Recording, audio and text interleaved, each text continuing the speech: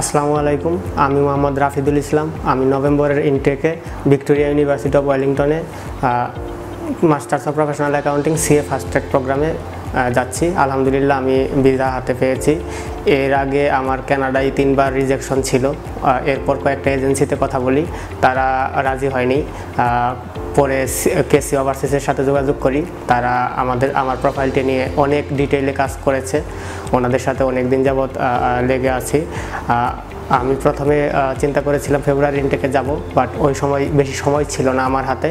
তো পরবর্তীতে আমি ডেফার করি এবং আমার ডকুমেন্টগুলো সব কেসি ওভারসিসকে দেই। ওনারা ডিটেইলে কাজ করে, ওনাদের টিম অনেক হেল্পফুল ছিল। ওনারা ভিসা সাবমিট করে ফাইনালি আমি 1 মাস 7 দিনের মাথায় আমার ভিসা এআইপি পেয়েছি। এআইপি পাওয়ার পর আমার টিউশন ফি দিয়ে ওই দিন 6 ডে আমি আমার ভিসা কপি হাতে পেয়েছি। কেসি ওভারসিস অনেক ভালো কাজ করে, তারা অনেক ডিটেইলে কাজ করে। যাদের প্রোফাইলে বিভিন্ন সমস্যা আছে সেগুলো নিয়েও অনেক ডিটেইলে কাজ করে, যাতে কোনো দিক থেকে কোনো ল্যাকিংস না থাকে। ওনারা অনেক হেল্পফুল ছিল, ওনাদের টিমটা অনেক ভালো ছিল।